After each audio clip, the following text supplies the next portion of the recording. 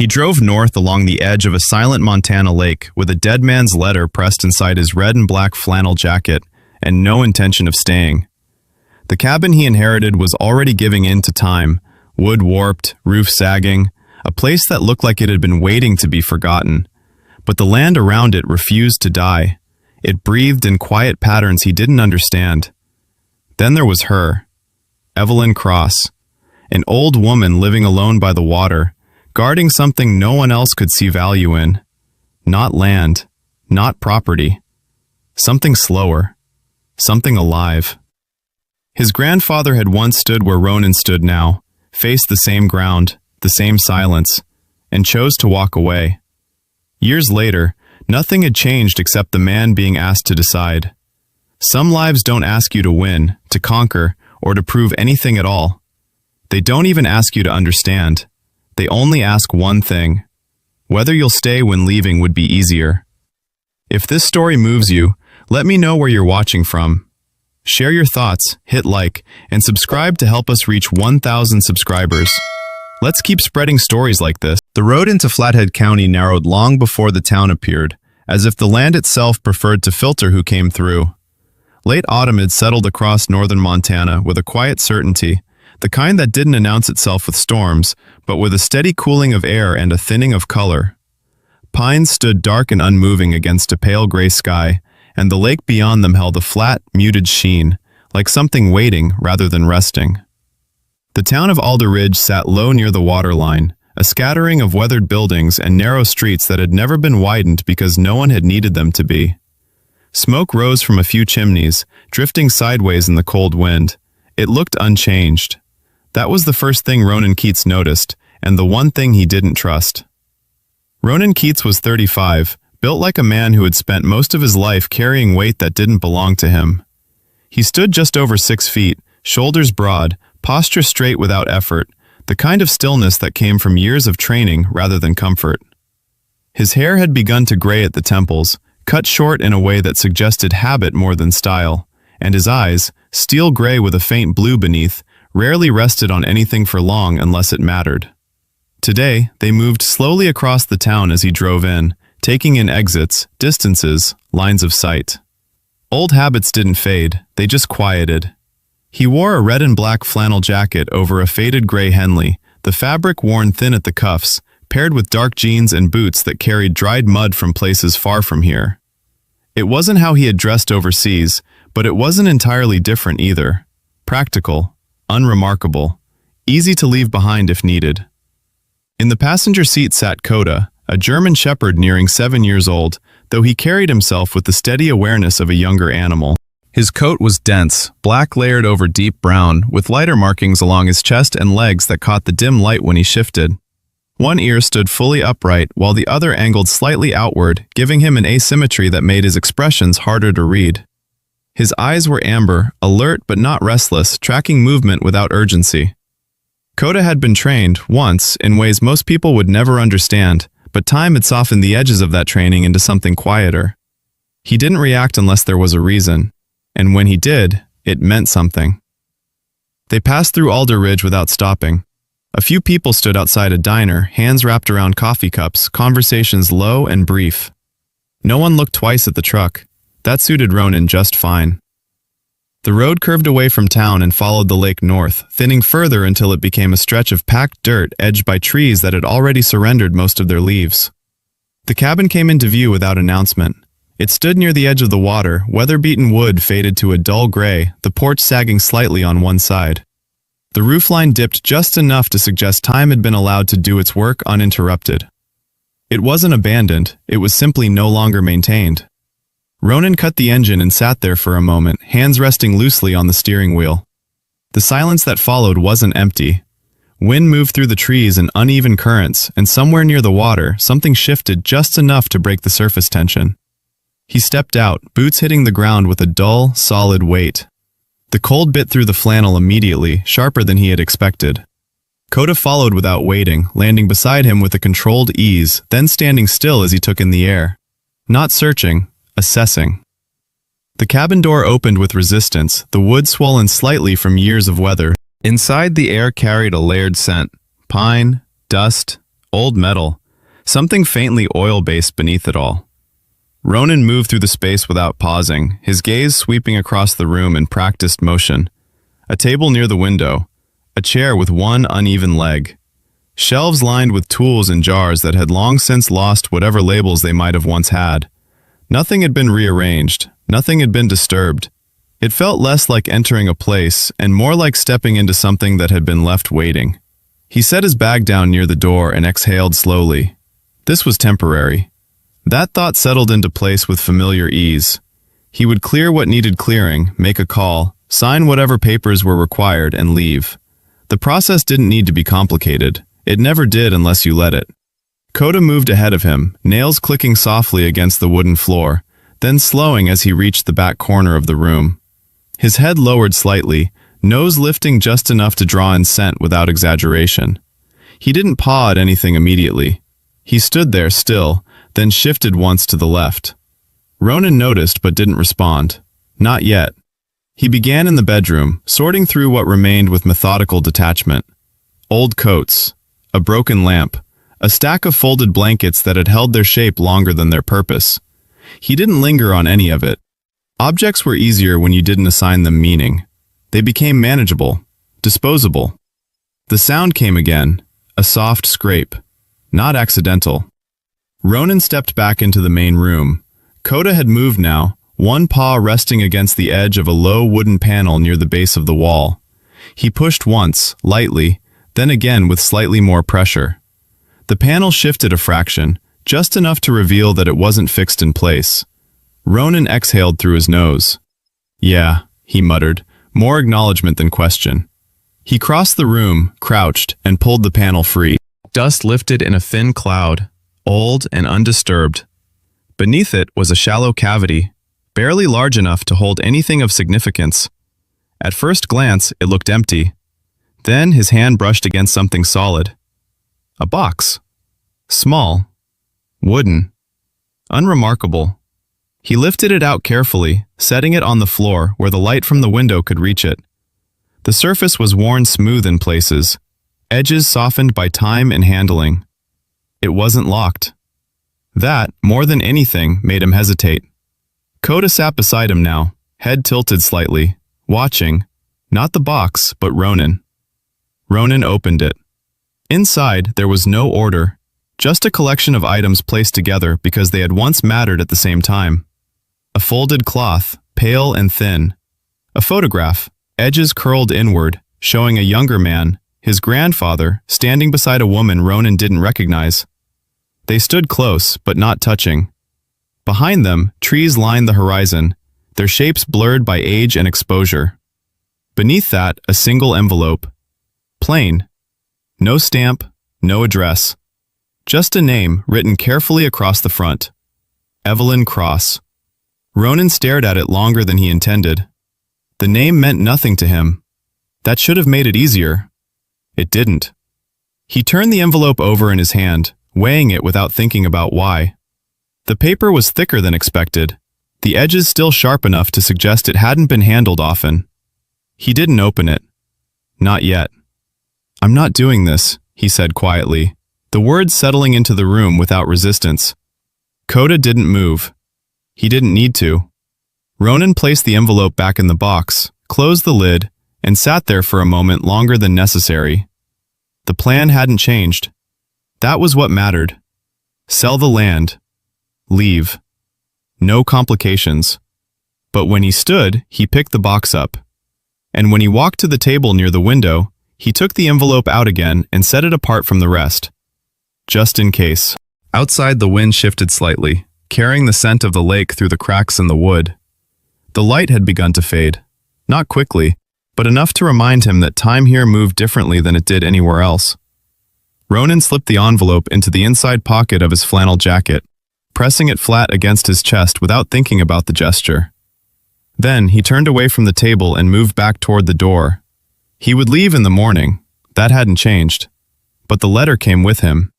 And that, whether he wanted to admit it or not, already had. Morning in Alder Ridge didn't arrive all at once. It eased in through a thinning gray sky, light spreading slowly across the lake until the surface shifted from dull steel to something clearer, though no warmer. Frost clung to the edges of the porch outside the cabin, a thin white layer that cracked softly under Ronan Keats's boots as he stepped out. The air carried a sharper edge than the night before, dry and clean, with that faint mineral scent that came from cold water and old ground. It wasn't hostile, it simply didn't care who stood in it. Ronan adjusted the collar of his red and black flannel jacket, fingers briefly brushing against the envelope inside. He hadn't opened it. That decision had held through the night, not out of discipline, but because opening it would mean accepting it, and he wasn't ready to do that. Not yet. Coda stood beside him, already alert, his gaze fixed toward the tree line rather than the road. His body was still, but not relaxed. There was something in the air he had registered before Ronan had fully noticed it. Not a threat. Something else. Recognition, maybe. Ronan locked the cabin door out of habit rather than necessity, then headed toward the truck. The engine turned over cleanly, the sound breaking the quiet in a way that felt temporary, like it didn't belong to the place. He drove north along the narrow road that traced the lake's edge, gravel crunching beneath the tires, trees pressing closer together the further he went. The directions had been simple. Follow the water. Don't turn. The kind of instructions that assumed you would either find what you were looking for or understand why you hadn't. The land began to change before the house came into view. It wasn't obvious at first, just small variations. The ground near the road held more moisture than it should have this late in the season, darker patches where runoff should have already drained. Then the slope shifted slightly, not steep enough to notice unless you were paying attention, guiding water downward in a curve that didn't feel natural, intentional. Ronan slowed the truck, eyes narrowing just enough to track the pattern. Someone had shaped this land, not with machines, with time. Coda shifted in the seat, ears angling forward. This time, he made a low sound in his throat, not a warning, not a growl, a signal. Ronan cut the engine before the house appeared fully. He stepped out, the cold pressing harder now, and walked the rest of the distance on foot. The structure revealed itself in pieces. First, the edge of a porch, then the line of a roof, then the full frame of a small house set slightly above the slope leading down to the lake. It looked older than his grandfather's cabin, but less abandoned, not maintained in the way most people would understand, but not neglected either. The wood had been allowed to age without interference, gray but solid, windows clear, no curtains. The land around it was what held his attention. Rows of plants stretched outward in uneven arcs, not straight lines, each section edged with stone placed by hand. Nothing matched, everything fit. Different heights, different colors, different stages of growth, even this late in the year. It didn't look organized, it felt deliberate. You took your time. The voice came from the doorway before Ronan reached the steps. He stopped, not out of surprise, but because there was no need to close distance too quickly. Evelyn Cross stood there, framed by the open door as if she had been part of the structure itself. She was smaller than he had expected, her frame narrow, but held with a kind of quiet strength that didn't rely on size. Her hair was white, pulled back loosely, strands falling free where the wind had moved them. Her face carried lines that hadn't been softened by age, but sharpened by it, each one marking time without apology. Her eyes were a muted green, steady and clear, fixed on him with a precision that felt less like curiosity and more like assessment. Ronan stepped forward, closing the distance at a measured pace. Evelyn Cross. I know my name. Her voice was even, not cold, not welcoming. Exact. He reached into his jacket and pulled out the envelope, holding it out without explanation.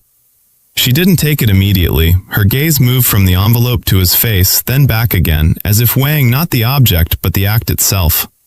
Finally, she stepped forward and took it, her fingers thin but steady, the skin marked with the kind of wear that came from years of working without gloves. She didn't open it. Come in or don't, she said, stepping aside just enough to clear the doorway. But don't stand there like you're waiting for permission. Ronan entered. The interior of the house carried a different kind of order than his grandfather's cabin. Nothing was polished, nothing arranged for appearance, but everything had a place that had been decided long before he arrived. Shelves lined one wall, filled with jars, tools, notebooks stacked in uneven but intentional piles. A table near the window held scattered papers, a pencil resting across an open page as if the sentence it had paused on wasn't finished yet. The air smelled faintly of dried herbs and wood, not fresh but not stale either, lived in. Coda remained near the door, standing rather than settling, his attention moving between Evelyn and the space beyond the walls. He wasn't guarding, he was mapping. Evelyn moved to the table and set the envelope down. She turned it once in her hand, then placed it flat against the wood without opening it. "You're his grandson." It wasn't a question. Ronan nodded once. Ronan Keats. She studied him for a moment longer than necessary, her gaze not lingering on his face but shifting slightly, as if measuring posture, weight distribution, the way he held himself in stillness. "You carry it differently," she said. "Carry what?" "What he didn't." Ronan didn't respond. He leaned one shoulder lightly against the wall, giving himself a position without committing to it. "He didn't tell me about you." "He wouldn't." Evelyn picked up the envelope again, this time opening it with a clean, deliberate motion.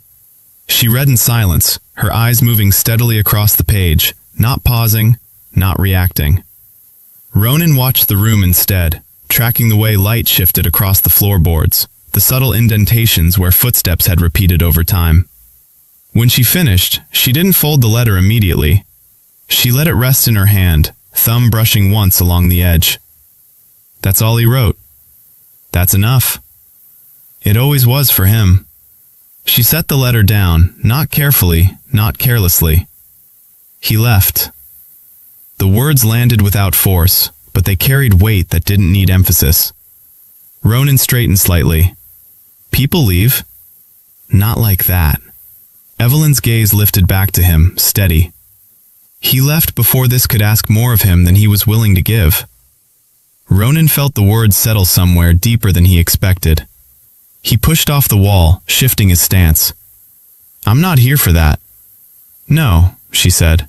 "You're here to hand something off and walk away." "That's the plan." Evelyn nodded once, as if that confirmed something she had already decided. "Then you should go." The simplicity of it caught him off guard, not because of what she said, but because of how easily she said it. No request, no argument, no attempt to hold him there. Outside, the wind moved across the slope, brushing through the plants in uneven waves.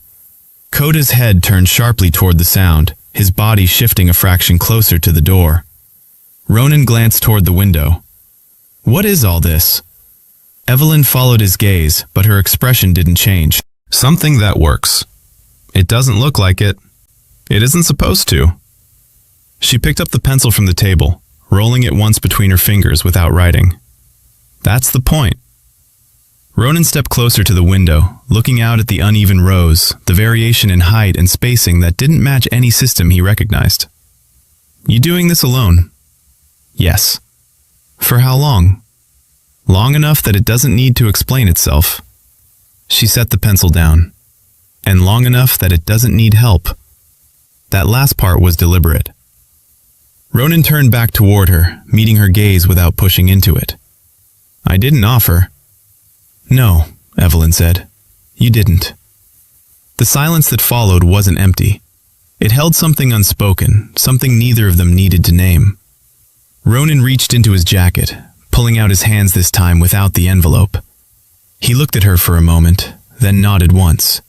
Not agreement, acknowledgement. "Then I'll go." Evelyn didn't stop him. She didn't move at all. As Ronan stepped toward the door, Coda shifted immediately, falling into position at his side without needing a command. The dog paused once at the threshold, glancing back, not at Ronan but at Evelyn, before stepping out into the cold. Ronan followed, the door closing behind him with a dull, final sound. The wind had picked up slightly, carrying the scent of the lake stronger now, sharper. Ronan walked back toward the truck without looking back at the house, his pace steady, controlled. He reached the driver's side, hand resting briefly on the door handle. Then he stopped. Not because of anything behind him, not because of anything in front of him. Just a thought, quiet, persistent. He stood there for a moment longer, the cold settling deeper into his jacket, the envelope no longer in his pocket, but still present in a way he couldn't ignore. "You're like him," Evelyn had said. Ronan opened the truck door, got in, and started the engine. But he didn't leave immediately. The road back to the cabin felt shorter than it had the day before, though Ronan Keats knew nothing about the distance had changed. The sky remained low and gray, pressing gently against the tops of the pines, and the lake carried the same muted stillness, but something in the way he saw it had shifted. Not enough to name, just enough to notice. He drove without turning on the radio, the sound of gravel beneath the tires filling the space instead, steady and unremarkable. Coda sat beside him, quieter than usual, his gaze no longer fixed on the tree line, but drifting, as if whatever he had registered earlier had settled into something understood. Ronan reached the cabin just before midday.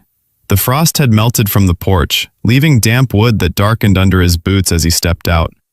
The air had warmed slightly, but not enough to soften anything. He unlocked the door, entered, and paused just long enough to let the silence settle again. It hadn't changed. That was the problem. He moved to the table, setting his keys down with a dull sound, then stood there for a moment without doing anything else. The envelope was gone. Of course it was. He had delivered it. That should have been the end of it. Instead, the absence of it felt heavier than its presence had. Coda moved past him, circling once before settling near the back wall, not lying down, just standing, watching. His ears angled slightly forward, his attention drifting toward something beyond the cabin rather than within it. Ronan noticed. "Yeah," he said under his breath, more to himself than to the dog. "I see it." He stepped back outside. The land around the cabin hadn't demanded attention before. It had simply existed. Now, he found himself looking at it differently, not scanning, not assessing for threat, but tracing patterns without intending to. The slope behind the cabin curved gently toward the lake, the ground uneven but not random. There were shallow channels in the soil, faint but consistent, guiding water in directions that didn't follow the natural fall of the land. Small clusters of plants grew in places that seemed impractical at first glance, too close together or too far apart, but the spacing repeated just enough to suggest intention. Ronan walked slowly along the edge of the slope, boots pressing into the damp earth. The ground held moisture longer here than it should have. He crouched, brushing his fingers against the soil. It was darker beneath the surface, richer, not neglected, maintained, but not in any way he recognized.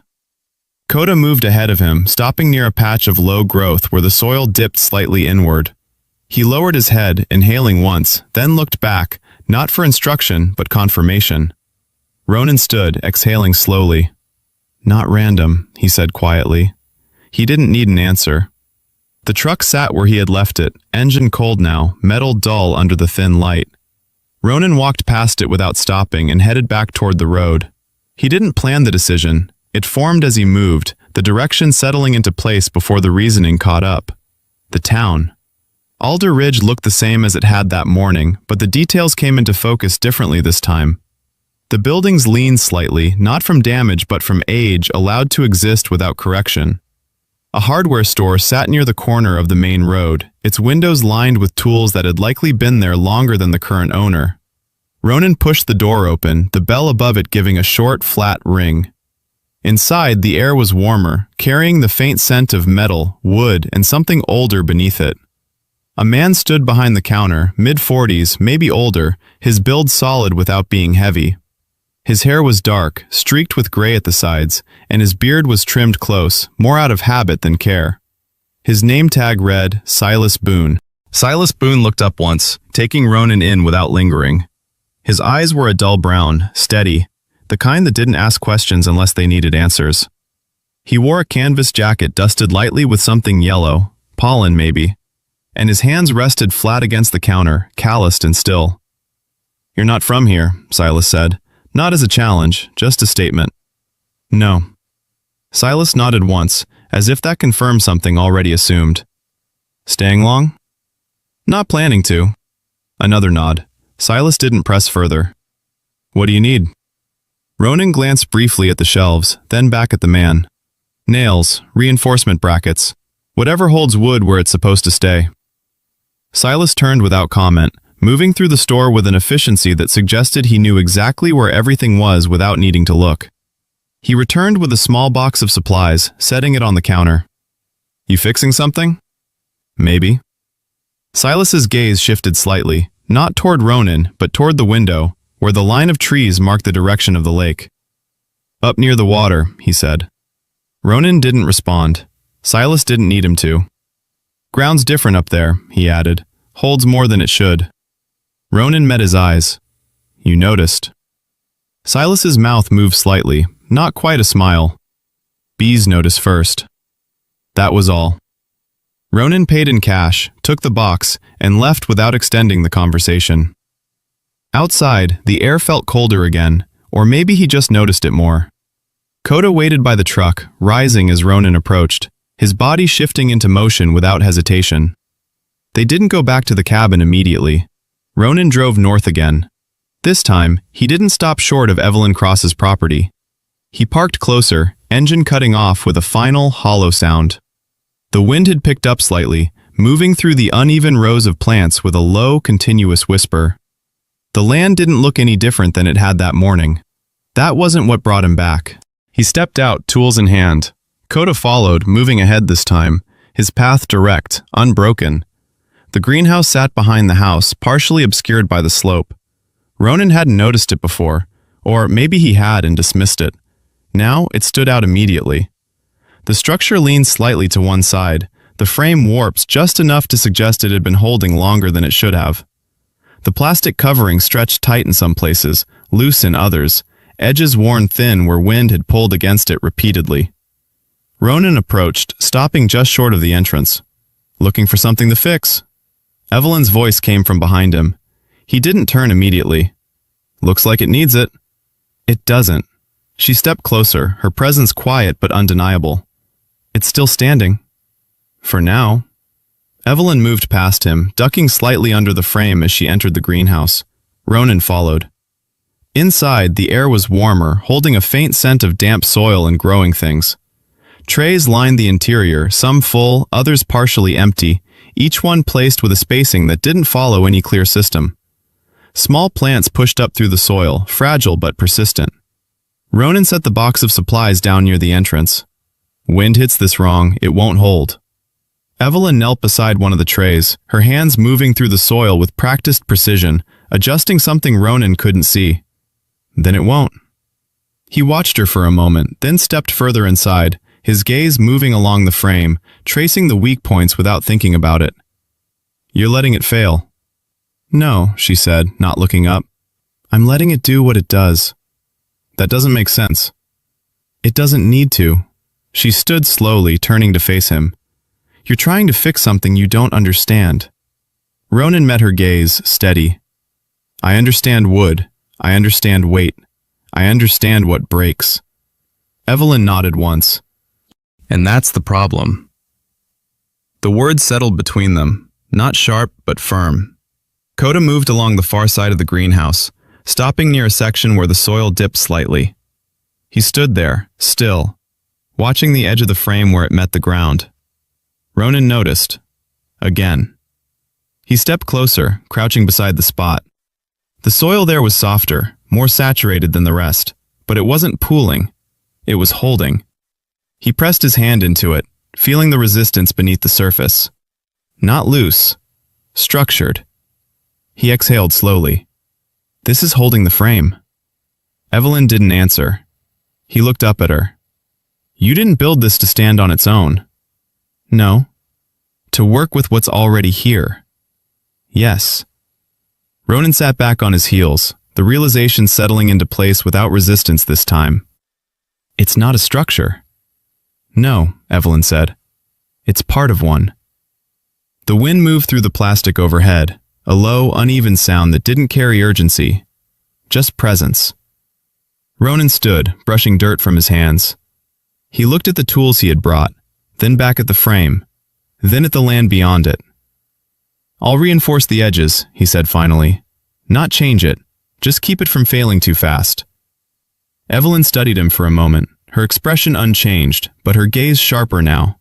measuring something different than before. I didn't ask you to. I know. A pause, then she nodded once. Don't make it worse. Ronan picked up the tools. This time, he didn't argue. The morning came sharper than the day before. The kind of cold that didn't sit on the surface, but moved through fabric and settled into bone. Frost returned to the ground in thin layers, clinging to the edges of stone and wood, outlining the land in pale, fragile lines that disappeared as soon as the sun found them. Ronan Keats stood near the greenhouse, hands bare despite the cold, adjusting a section of the frame he had reinforced the night before. The work wasn't clean. It wasn't meant to be. It was meant to hold without forcing the structure into something it wasn't designed to become. Coda moved along the perimeter of the slope, his pace slow, deliberate, his nose lifting occasionally to catch scent carried unevenly by the wind. He wasn't searching for anything specific. He was mapping again, building a quiet understanding of space and movement that didn't rely on sight alone. His coat caught the morning light in dull flashes of brown and black, his breath visible in short, steady bursts. Evelyn Cross stood a few yards away, not watching Ronan directly, but not ignoring him either. She held a small notebook in one hand, a pencil in the other, writing in short, precise movements that suggested she wasn't recording what she saw, but what she already knew. Her posture remained upright despite the stiffness in her frame, her presence steady in a way that didn't ask for attention but didn't allow itself to be overlooked. Ronan stepped back from the frame, testing the tension of the support he had added. It held, not perfectly, but well enough. He exhaled once, then looked out across the slope toward the lake. The land didn't feel the same as it had 2 days ago. It hadn't changed. He had. "You're adjusting too much," Evelyn said without looking up. Ronan glanced at her. "It's holding. For now." She closed the notebook, slipping the pencil into its spine. "You're still trying to make it behave. I'm trying to keep it standing. It doesn't need that." She finally looked at him. "It needs to keep working." Ronan didn't answer. He turned instead, grabbing his jacket from where he had left it draped over a low post. "I'm heading into town." Evelyn's expression didn't shift. "You do that often?" "No." He pulled the jacket on, the red and black flannel settling into place as if it belonged there more than anywhere else. "Just when I don't have what I need." "That's not why you're going." Ronan paused for half a second, then continued toward the truck. "Does it matter?" "No." Evelyn turned away, already moving back toward the rows of plants. "It doesn't." The drive into Alder Ridge felt quieter than before. Not because the town had changed, but because Ronan wasn't looking for exits anymore. He parked near the same stretch of buildings, engine idling for a moment before cutting it off. Coda remained seated until Ronan stepped out, then followed without hesitation, his posture alert but not tense. The library sat near the far end of the main road, its brick exterior softened by time, edges worn smooth where weather had pressed against it for years. The windows were clean but not polished, allowing light in without reflecting it back. Ronan pushed the door open, the sound softer than the bell at the hardware store, more of a shift than a signal. Inside, the air carried a different kind of stillness, not empty, held. Shelves lined the walls in narrow rows, filled with books that had been handled enough to lose their stiffness, but not enough to lose their shape. Papers were stacked across a central table in what looked like disorder until the pattern beneath it became visible. A woman stood behind the desk, mid-30s, her build lean, her posture slightly forward as if she were always in the middle of something. Her hair was dark brown, pulled back loosely, strands escaping around her face in a way that suggested she hadn't taken the time to fix them. A pencil rested behind her ear, and her hands moved across a set of documents with quick, efficient motions. Her name, written on a small card at the desk, read Harper Quinn. Harper Quinn looked up as Ronan entered, her eyes sharp, assessing without hesitation. They were a deep hazel, steady, with a kind of focus that didn't scatter easily. "You're not here for a book," she said. "No." She nodded once, as if that confirmed something she had already assumed. "You're staying out by the lake." Ronan didn't answer immediately. "For now." Harper leaned back slightly, folding her arms loosely. "That narrows it down." Ronan stepped closer to the desk, resting his hands against the edge. I need maps, old ones. Her expression shifted, not surprised, but interested. Depends what you're looking for. The land around the lake, he paused, specifically hers.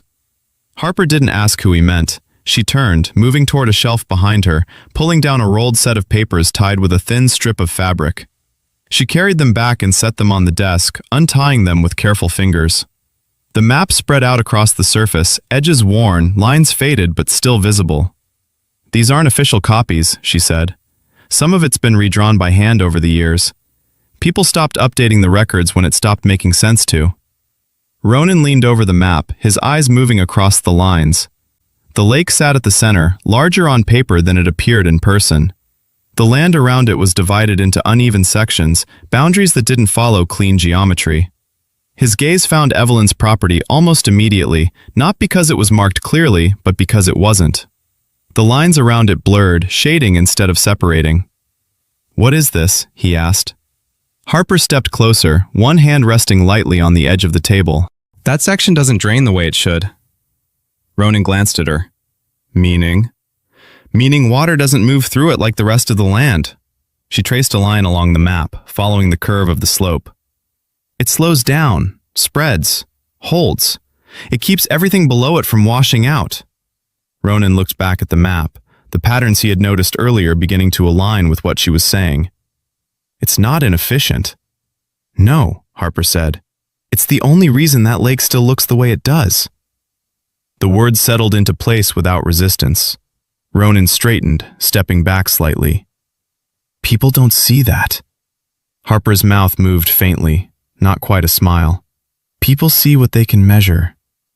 And this doesn't fit." She rolled the map slightly, not closing it, just shifting it. "Which makes it a problem." Ronan's gaze lingered on the lines a moment longer before he stepped away from the table. "Someone's trying to change it." Harper didn't answer right away. She watched him instead, measuring something in his posture, in the way he held himself in that moment.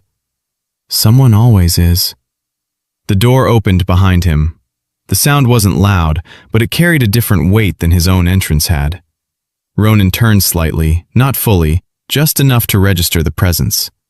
A man stepped inside, tall, clean lines to his posture, movements controlled without being rigid.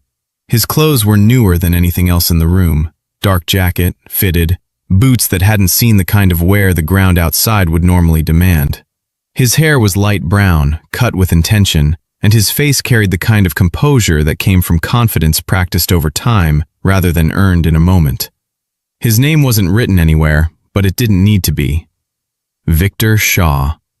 He closed the door behind him with a measured motion, his gaze sweeping the room once before settling briefly on Ronan, then shifting to Harper. "Morning." "Victor," Harper said, her tone even, neither welcoming nor dismissive. Victor stepped further inside, hands slipping into his pockets. "Didn't expect company." Ronan didn't move. Harper didn't respond to that. "What do you need?" Victor's eyes flicked once toward the map on the table, then back to her. "Just checking in." "That's new." Victor's expression didn't change. "Things are moving." Ronan watched the exchange without stepping into it, but something in the air had shifted. Not tension, direction. Victor's gaze returned to him, steady, curious without being intrusive. "You working up there?" Ronan met his eyes. "Passing through." Victor nodded once, as if filing that away. "Not many people pass through that land twice." Ronan didn't answer. Victor gave a small, almost imperceptible smile, then turned back toward the door. "We'll talk again." He left without waiting. The room settled again, but not completely. Harper rolled the map halfway closed, her hands slower now. "That's what this is about." Ronan looked at her. "Yeah." He didn't ask what came next. He didn't need to. The cold settled deeper that night, not as a sharp drop, but as a slow, steady pressure that pressed into the walls of the cabin and held there. By the time Ronan Keats stepped inside, the air carried that still, dense quiet that came when the land stopped shifting, and simply endured. The lake beyond the trees had disappeared into darkness, its surface no longer visible, only suggested by the faint change in sound when the wind moved across open water instead of ground. Inside, the cabin felt smaller than it had before, not because anything had changed, but because Ronan no longer moved through it without noticing. He set the box of supplies on the table, didn't open it, and stood there longer than necessary. The map from the library was still in his mind, its lines and curves overlapping with what he had seen outside. It wasn't separate anymore. The land, the structure, the patterns, everything connected in ways he hadn't recognized before. Coda entered behind him, shaking once, the motion controlled, precise, shedding cold and moisture in a quick ripple through his coat. He didn't settle immediately. Instead, he moved through the room with slow intention, retracing the same path he had taken the night before. His nose dipped once toward the floor near the back wall, then lifted again, his attention shifting toward the corner where the panel had been removed earlier. Ronan noticed but didn't interrupt. He pulled off his jacket, draping the red and black flannel over the chair near the table, then moved toward the back room.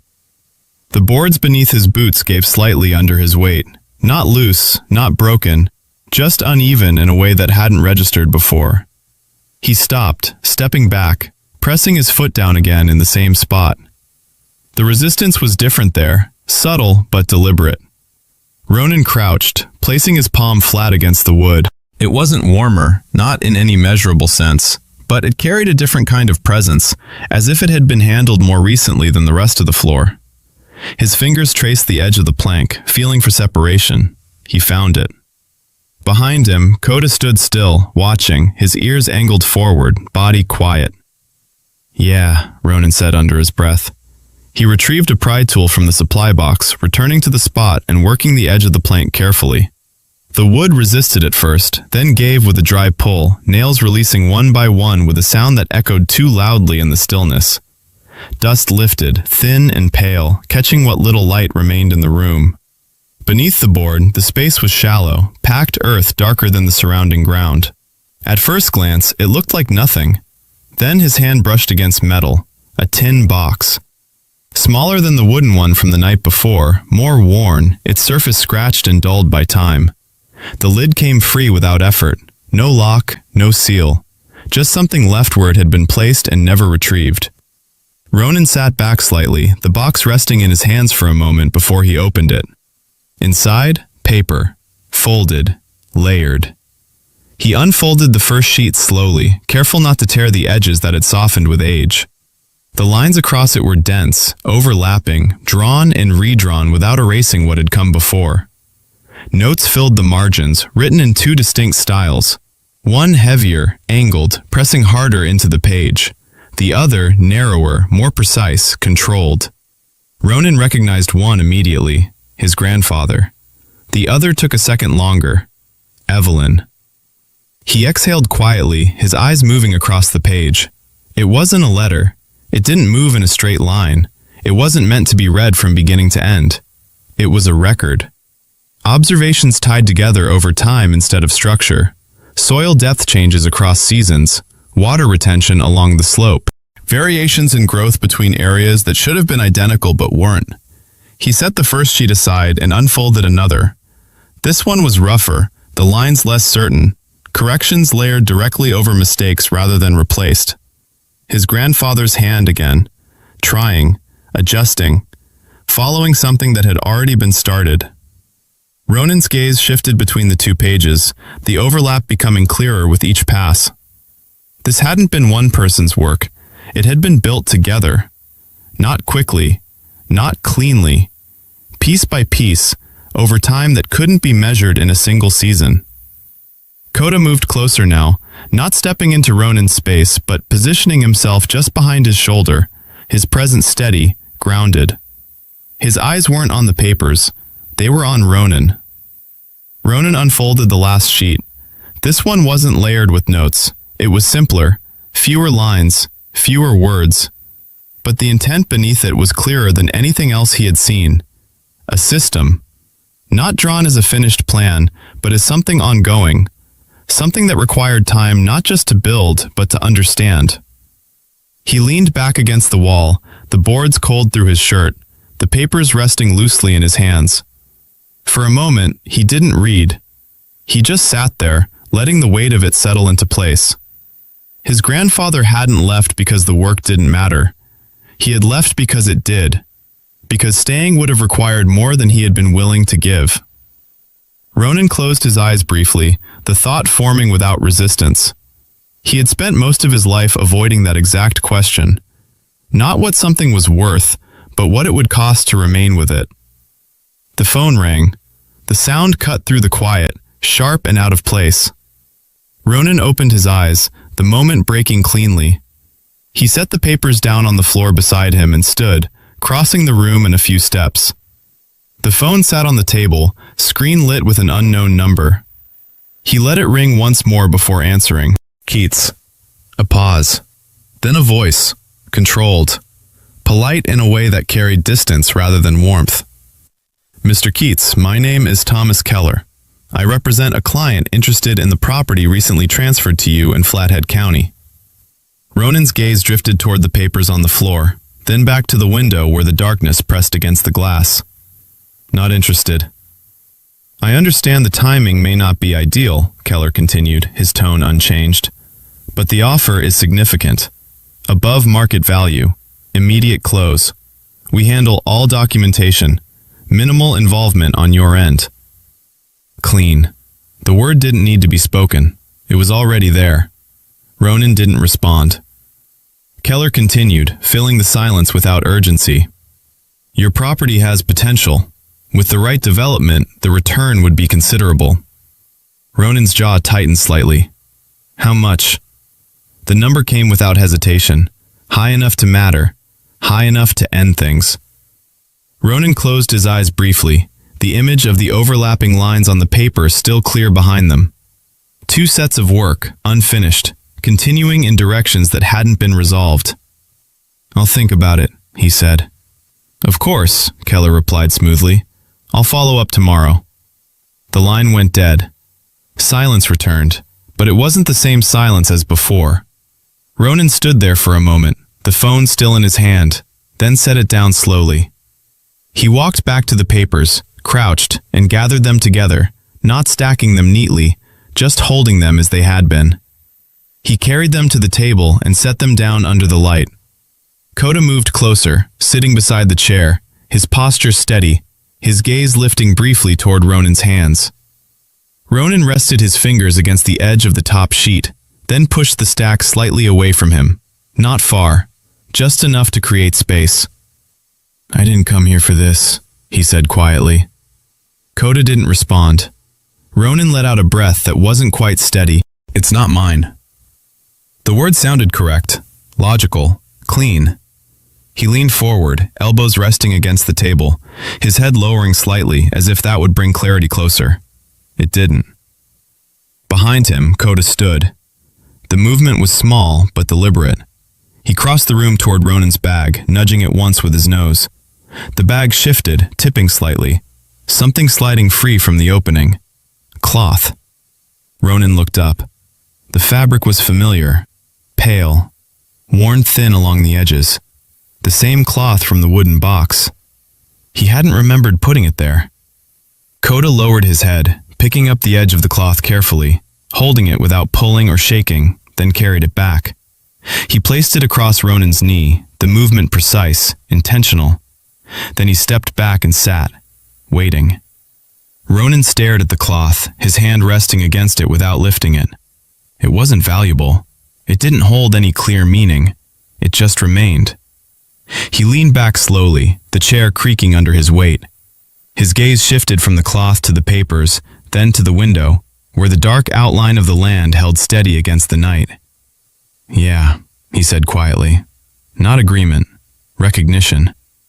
He gathered the papers again, this time folding them more carefully, not the way they had been, but with attention.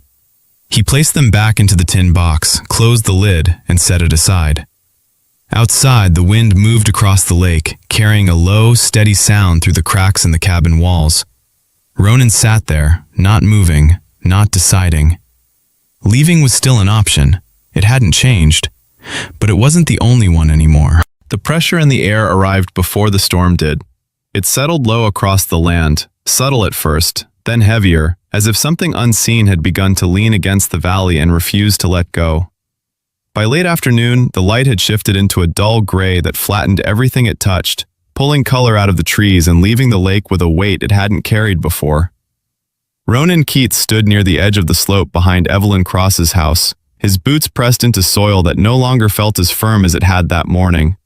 The ground held moisture longer than it should have. He could feel it now without needing to kneel. Coda stood a few yards away, body angled toward the tree line, ears flattened slightly, not in fear but in anticipation. His breathing was steady, controlled, but his attention had narrowed, focusing on something that hadn't yet fully revealed itself. He had registered the shift before Ronan had named it. "How long?" a voice called from behind him. Ronan turned slightly. Harper Quinn moved toward him across the uneven ground, her pace quick but careful, boots finding stable footing without hesitation. She had tied her hair back tighter than before, strands no longer falling loose around her face, and her expression carried a sharper focus than the day prior. In her hands, she carried a small stack of folders pressed against her chest, edges damp from the air. "Not long," Ronan said. "That's not helpful." "It's not meant to be." Harper exhaled, not frustrated, just accepting that answer for what it was. She stopped beside him, her gaze following his out toward the lake. The surface had darkened, the water no longer reflecting light, but holding it in a way that suggested depth rather than clarity. "You think it'll hit the lower beds first?" Ronan nodded once. "Water's already pushing through." Behind them, Evelyn moved along the edge of the greenhouse, her pace slower than the others but no less precise. She carried no tools, no equipment, only her hands, which moved from one tray to another, adjusting positions, checking soil, making small corrections that seemed insignificant until you realized they weren't. Her posture remained upright, but there was a stiffness to her movements now that hadn't been there before. Silas Boone arrived without announcement. His truck had been heard earlier, a low rumble that faded quickly, but he appeared on foot, coming up from the lower slope with a small wooden crate held against his side. He was dressed the same as before, canvas jacket dusted with faint yellow, though the color was muted now under the gray light. His expression hadn't changed, steady and unreadable, but his eyes moved more than usual, tracking the ground, the trees, the sky. "They'll hold," Silas said, setting the crate down near the edge of the greenhouse. "For how long?" Harper asked. Silas shrugged once. "Long enough if we don't get in the way." The wind shifted, not a gust, a direction. Everything leaned. The first drops of rain came without warning, sharp and cold, striking the ground with enough force to be heard over the wind. Then more, not steady, driving. Sheets of water angled sideways, erasing distance, blurring the line between the lake and the land. Ronan moved first. "Move the small trays," he said, already stepping toward the greenhouse. "They won't survive the cold." Evelyn didn't look at him. "I know."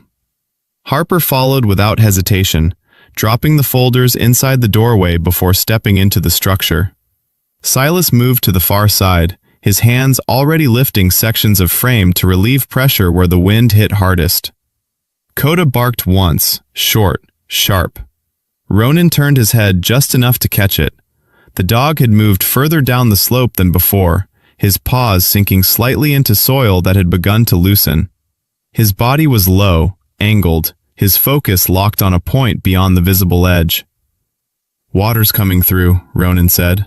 "Faster than it should." He stepped out of the greenhouse, boots slipping slightly as the ground shifted under the rain. The slope near the lower beds had begun to give, not collapsing but releasing in small sections, soil sliding downward in uneven movements that carried roots with it. Evelyn moved toward it, not carefully, instinctively. "Stop," Ronan said. She didn't. She stepped into the unstable ground, dropping to her knees near the edge, her hands already reaching for the trays that had begun to tilt. "Lift them now." Ronan swore under his breath and followed. The mud pulled at his boots, water cutting new paths through the soil with every second that passed. He grabbed the nearest tray, pulling it free, passing it back toward Harper, who had positioned herself just behind him, her movements quick, efficient, unhesitating.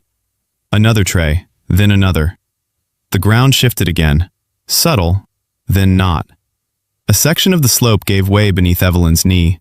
Her balance broke for a fraction of a second. Enough. She went down hard, one hand slipping against the wet soil, the other catching the edge of a tray too late to stop the fall. The breath left her in a sharp, involuntary sound. Coda lunged forward, barking again, louder now, his body placing itself between her and the shifting ground. Ronan reached her in 2 steps, his hand closed around her arm, pulling her up before she could try to stand on her own. "You're not staying there." "I'm fine," she said immediately. She wasn't. Her weight leaned into him just enough to be felt. "Stand still," Ronan said, his voice flat, leaving no room for argument. "I don't have time." "You do." The words cut through the storm. Evelyn looked at him then, really looked, her expression shifting not into agreement, but into recognition. Then she nodded once. 2 minutes. Ronan didn't release her completely. He adjusted his grip, steadying her just enough, then turned back to the slope. "Move fast." They worked without speaking. No wasted motion, no hesitation. Harper passed trays back toward the greenhouse, stacking them where the wind couldn't reach as easily. Silas reinforced the edge with quick, deliberate movements, driving stakes into ground that had begun to loosen but hadn't yet failed. Coda moved between them, his body positioning itself where the wind struck hardest, shifting when the direction changed, always between the instability and the people working against it. The rain intensified. The slope didn't hold. It released. Not all at once, not a collapse. A slow, heavy shift, soil sliding downward in a continuous movement that erased lines that had taken years to shape. The lower beds disappeared into it, roots exposed, systems broken in seconds. "Back!" Ronan shouted. This time, they moved. Harper slipped once, catching herself against the frame. Silas grabbed the last tray within reach, abandoning the rest without hesitation. Ronan guided Evelyn back toward firmer ground, half carrying her when the mud pulled harder than she could resist. Behind them, the land gave. Then it stopped. The storm didn't. They stood there, soaked through, breathing hard, watching what remained settle into something that couldn't be undone. No one spoke. There wasn't anything to say that would match what had just happened. Evelyn stepped forward once the ground stabilized, not far, just enough to see. Her shoulders lowered slightly, not in defeat, but in acknowledgement. "It will hold," she said. Ronan looked at her. This part. She shook her head once. The rest. The distinction mattered. They moved back toward the house when the cold cut deeper than the work could hold off. Inside, the space felt smaller, contained, temporary in a way it hadn't before. Harper wrapped a blanket around Evelyn's shoulders without asking. Silas stood near the door, water dripping steadily from his jacket onto the floor, his gaze fixed somewhere beyond the walls. Coda shook once, then settled near the threshold, his body still, his breathing steadying. Ronan stood by the table. The papers he had placed there earlier remained untouched. The lines on them hadn't accounted for this. They couldn't have. Evelyn sat slowly, her hands resting in her lap for a moment before she lifted her gaze to him. "I don't give you land," she said. Her voice was quieter now, not weaker, narrower. "I give you work." The words settled into the room without rising. Ronan didn't answer immediately.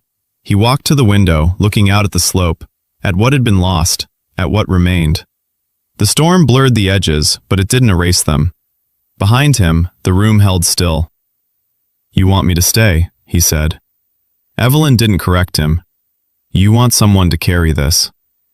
"Yes." No hesitation, no apology. Ronan nodded once, then he reached into his pocket, pulling out his phone. Harper glanced at him, something unreadable in her expression. "Ronan." He didn't look at her. He dialed. The line connected faster this time. "Mr. Keats," the voice on the other end said smoothly. "I was going to call."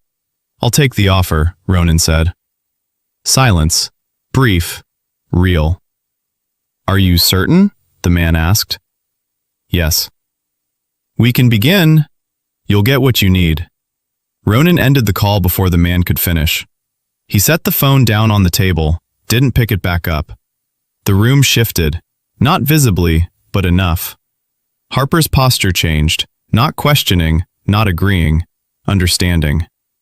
Silas gave a small nod, once, as if something had aligned the way it was supposed to. Evelyn didn't move, but something in her expression settled. Not relief, something quieter than that, something that had been waiting. Ronan turned from the window. The storm outside hadn't ended. The land hadn't healed. It wouldn't. Not quickly, not cleanly. He knew that now. I'm not doing this for him, he said. No one asked who. I'm doing it because I'm here. Evelyn nodded once. That's the only reason that ever works. The storm left without ceremony. By morning, the sky had cleared into a thin, pale blue that didn't carry warmth but allowed the land to breathe again. The lake returned first, its surface no longer pressed flat by wind, small ripples moving outward in quiet patterns that reflected light without holding it. The slope behind Evelyn Cross's house bore the marks of what had happened, lines carved deeper where water had forced its way through, sections altered in ways that could not be undone. It didn't look repaired. It looked changed. Ronan Keats stood at the edge of the new channel he had cut, hands resting loosely at his sides, eyes tracing the direction the water now followed. The ground beneath his boots felt different, not weaker, but unsettled, as if it hadn't yet decided what shape it would keep. He wasn't trying to fix it anymore. He was learning it. Coda stood slightly ahead of him, body angled toward the tree line, his posture relaxed but attentive, ears shifting with each small sound carried by the morning air. He had moved less since the storm ended, not because there was nothing to track, but because everything had settled into something predictable again. Behind them, the house carried the quiet of a place that had endured something without needing to announce it. Evelyn moved slowly along the edge of the greenhouse, her steps measured, her hands adjusting small details in the trays, as if the larger damage had not demanded her attention. Harper Quinn stood near the table outside, papers spread out in front of her, weighted down by stones to keep them from lifting in the light breeze. Her posture was forward, focused, the same intensity from before, but now directed into something more structured. Silas Boone worked further down the slope, placing small markers into the ground, not for measurement, but for reference. His movements were slow, deliberate, each placement done with purpose, as if he were marking something only he could fully see. Ronan turned away from the channel and walked toward Harper. The ground shifted slightly underfoot, but not enough to break his stride. You said people were moving on this, he said. Harper didn't look up immediately. She finished marking a line on one of the pages, then set the pencil down before meeting his gaze. They are. Who?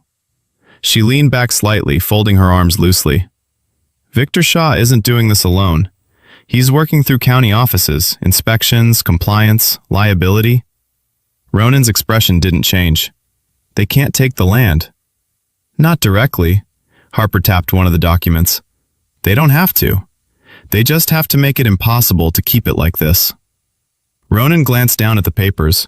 Maps layered over reports, notes written in the margins, lines drawn between sections that didn't align cleanly. Define impossible. Harper's mouth tightened slightly. Unsafe, unregulated, inefficient. Words that sound neutral until they're used together. Ronan nodded once.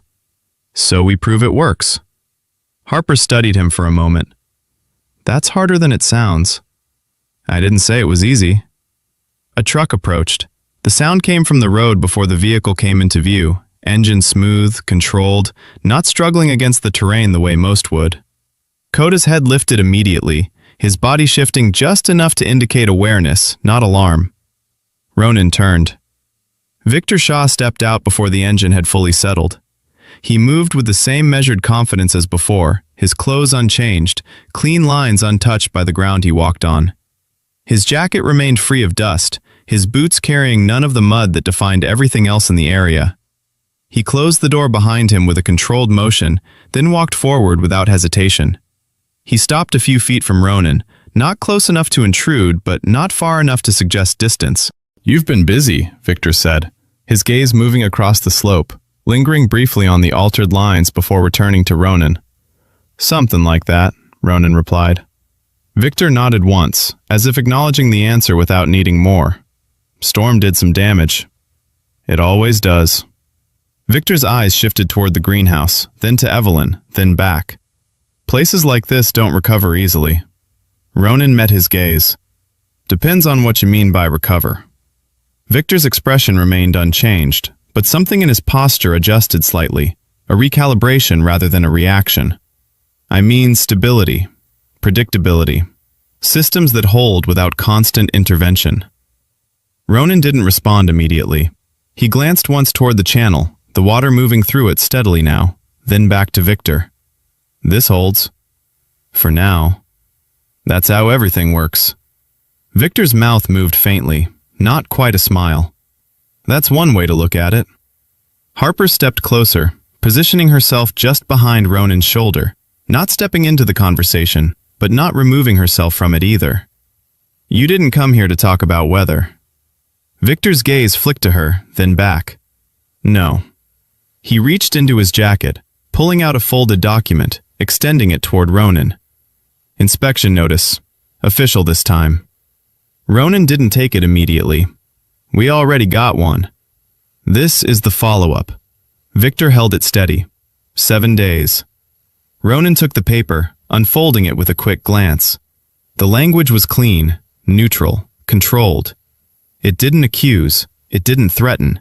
It simply existed in a way that implied consequence without stating it. Harper stepped forward, taking the document from Ronan's hand, her eyes moving quickly across the text. They're accelerating. Victor slipped his hands back into his pockets. They're clarifying. Silas approached from the lower slope, stopping just outside the circle of conversation. He didn't speak. He didn't need to. His presence carried a different kind of weight, quieter but grounded. Ronan folded the notice once, then again, not carefully, not carelessly. You think this ends with paperwork? Victor tilted his head slightly. Everything does. Ronan shook his head once. No. A pause. Not tense. Final. Victor studied him for a moment longer, then nodded once, as if adjusting his understanding rather than challenging it. Then we'll see how it plays out. He turned, walking back toward his truck without waiting for a response. The engine started, smooth as before, and the vehicle disappeared down the road without leaving anything behind except the faint imprint of tires on softened ground. The space settled again. Harper exhaled slowly. He's not wrong. Ronan looked at her. About what? This doesn't end with him. She held up the document. It ends with people who don't stand here. People who decide what this is without ever touching it. Ronan nodded once. Then we make them see it. Silas shifted slightly, his gaze moving toward the hives further down the slope, barely visible from where they stood. Bees don't lie, he said. Harper glanced at him. That helps. It proves something, Silas replied. Not everything. Evelyn stepped closer, her pace slow but steady. She didn't look at the document. She didn't look at the slope. She looked at Ronan. You're not fighting him, she said. Ronan met her gaze. No. You're carrying something he doesn't understand. Ronan nodded once. Yeah. Evelyn studied him for a moment longer, then gave a small, almost imperceptible nod. Not approval, recognition. Harper gathered the papers on the table, stacking them with more care than before. We need context, she said. Not just proof it works, proof of what happens if it doesn't. Ronan glanced toward the lake, the water steady now, unchanged on the surface despite what had shifted beneath it. Then we show both. Silas turned back toward the slope, already moving without needing further direction. I'll bring the hives closer, he said. Let them decide where they stay. Harper nodded, already adjusting her notes. I'll document everything, before and after. Ronan looked at the notice in her hand, then at the land, then at Evelyn. This isn't a fight, he said. Harper didn't look up. No. Silas didn't stop moving. It's not. Evelyn's gaze remained steady. It's worse. The words didn't rise. They settled. Ronan exhaled slowly, not heavy, not uncertain, just steady. For the first time since he had arrived, the question wasn't whether he would leave. It was what it would take to stay. The paperwork took longer than the storm. That was the first thing Ronan Keats understood as the days settled into something quieter, slower, and far less visible than the chaos that had come before. The sky had cleared in the weeks that followed, the lake returning to its steady rhythm, the slope reshaping itself under careful guidance rather than force. But none of that moved as slowly as the process unfolding beyond the land itself. County offices didn't bend to urgency. Decisions didn't arrive with wind or rain. They came through layers, time, distance. Ronan stood at the edge of the slope one morning, the air thinner now, colder in a different way as late autumn began to give ground to the early hints of winter. The land in front of him no longer looked broken. It didn't look repaired either. It looked ongoing. Lines had shifted. Some beds had been lost, others rebuilt in places that hadn't existed before. The channel he had cut during the storm had settled into something more stable, water moving through it without resistance, not forced, not contained. Allowed. Koda lay a few feet away, his body stretched along the ground, head resting on his front paws. He had slowed in small ways over the past weeks, not enough to notice all at once, but enough to change the rhythm of his movements. He stood less quickly now, paused more often before shifting direction, but his eyes remained the same, alert, steady, tracking everything that mattered. Behind them, the house carried a different kind of presence, not temporary, not waiting, held. Harper Quinn moved between the table and the porch, stacks of documents in her hands, her movements quicker now but more controlled. The disorder that had defined her work before had shifted into something structured, not neat, but deliberate. She had tied her hair back tightly again, not for appearance, but because it stayed out of the way. Her eyes held that same sharp focus, but now it carried direction. She wasn't just observing anymore. She was building something that could be understood beyond this place. Silas Boone worked further down near the hives, adjusting placement, not forcing the bees into position, but allowing them to settle where they chose. The hives had multiplied slightly, not through expansion, but through alignment. The bees moved differently here than they did elsewhere, their patterns tighter, more consistent, as if the land itself had given them something to follow. Grant Mercer had arrived 2 days after the storm and hadn't left since. Grant Mercer was in his late 50s, his frame lean but held with a quiet resilience that came from years of paying attention rather than pushing through. His hair had thinned and gone almost completely gray, his glasses resting low on the bridge of his nose, as if he preferred looking over them rather than through them. His suit had once been well fitted, but time had softened its lines, the fabric carrying the wear of long use rather than neglect. He didn't move quickly, and he didn't speak unless necessary, but when he did, people listened. Not because he demanded it, because he made it difficult not to. He stood now near the table, flipping through a set of documents with measured precision, marking sections with small notes in the margins. "They're not trying to take it," he said without looking up. Ronan turned slightly. "Not yet." "No," Grant adjusted his glasses. "They're creating conditions where keeping it becomes unreasonable." Harper set another stack down beside him. "That's the angle." Grant nodded once. "Which means we don't argue ownership." He tapped the paper lightly. "We argue function." Ronan glanced toward the slope again, the lines of the land clearer now than they had been when he first arrived. "Then we show it." Grant looked up, meeting his gaze directly. "We don't show them what it looks like." A pause. "We show them what happens if it stops." That settled into place. Evelyn Cross didn't join the conversations the same way the others did.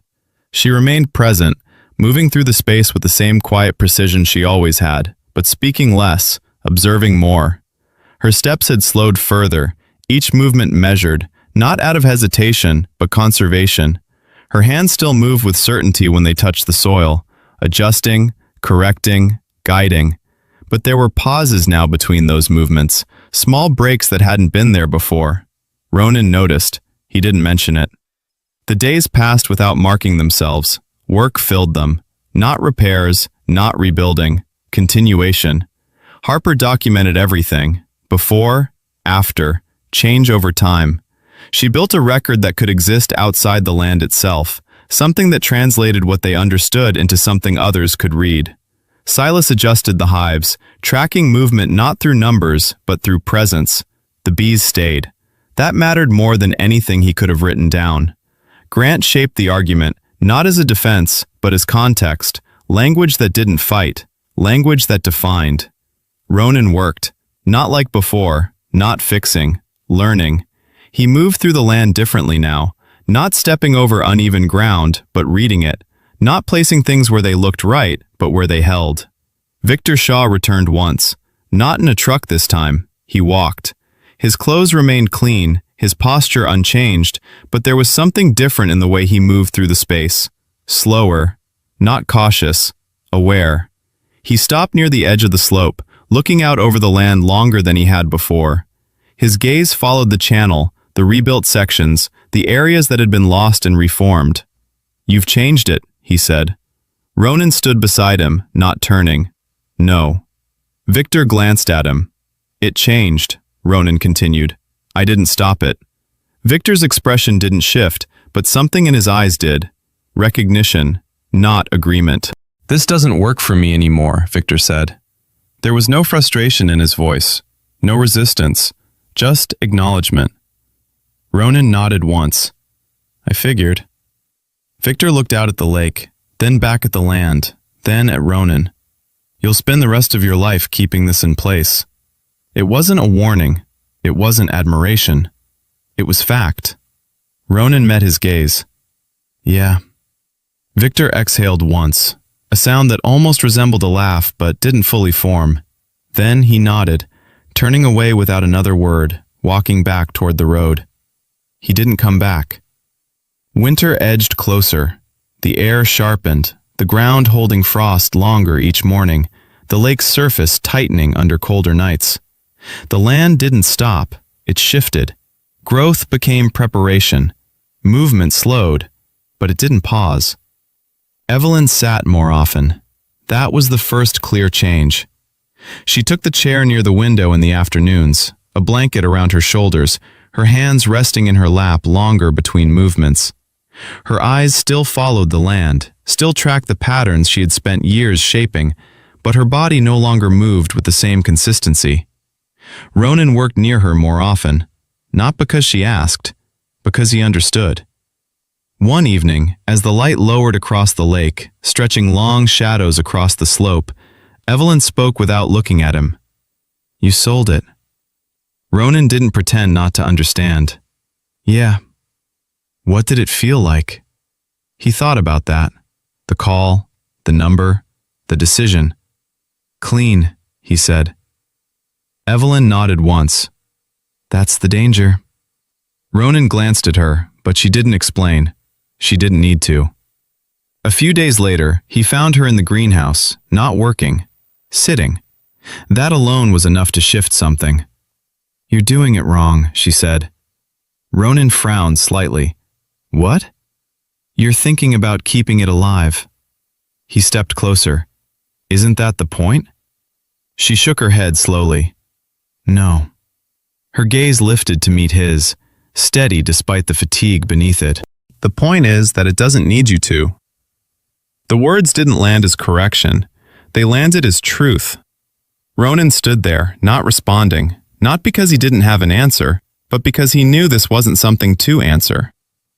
"If you stay," she continued, "you don't own it." A pause. "Not in your head.